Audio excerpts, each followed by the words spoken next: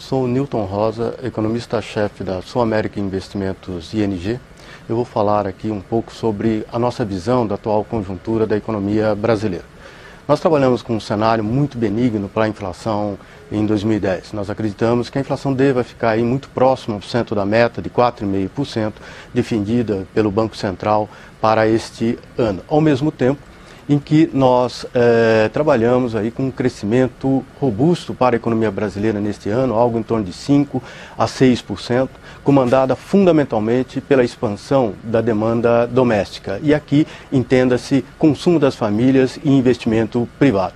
Então é natural que dentro desta dinâmica, dentro desse dinamismo que a economia vai apresentar ao longo deste ano, que pressões inflacionárias apareçam ao longo do ano. Nós acreditamos, dentro do nosso cenário, que essas pressões inflacionárias poderão ser atenuadas ou mesmo até postergadas mais para o meio do ano por conta de alguns fatores presentes na economia brasileira.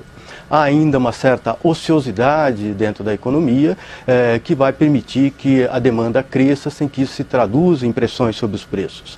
Nós acreditamos também em estabilidade dos preços das commodities por conta aí do baixo crescimento da economia mundial e não esperamos aí por uma desvalorização muito forte ou persistente da taxa de câmbio, ainda que a economia brasileira registre neste ano um déficit em conta corrente em torno de 2% por conta da necessidade de aumentar as importações para complementar aí a oferta interna. Mas os ingressos de capitais externos, atraídos pelas boas oportunidades de negócio oferecidas pela economia brasileira, deverão financiar facilmente, amplamente esse déficit. Então, por conta do balanço de pagamento, a tendência para o real, estruturalmente falando, é de apreciação. Agora, dentro desse quadro, é natural que as pressões inflacionárias comecem a se recrudescer e o Banco Central queira se antecipar à contaminação das expectativas inflacionárias ao longo do ano.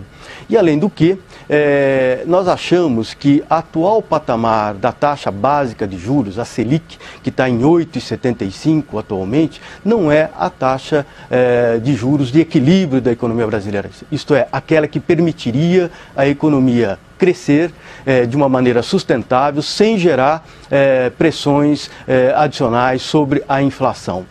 Essa taxa de 8,75 está associada a um momento em que a economia foi afetada duramente pela crise financeira externa e a economia brasileira precisava de estímulos monetários. Pois é, chegou o momento de retirar esses estímulos monetários. Então, por isso, nós acreditamos que o Banco Central deva agir de uma forma preventiva, começando a subir as taxas de juros por volta das suas reuniões entre março ou abril deste ano, de tal forma que ele se antecipe às pressões inflacionárias e a uma provável contaminação das expectativas inflacionárias, principalmente para este ano e também para 2011. Então, nesse sentido, nós acreditamos que a ação preventiva do Banco Central também determinará uma magnitude, o tamanho do aperto monetário menor do que nos ciclos anteriores. Em nosso cenário, nós estamos trabalhando com a Selic subindo 225 pontos base, ou seja, saindo de 8,75 atual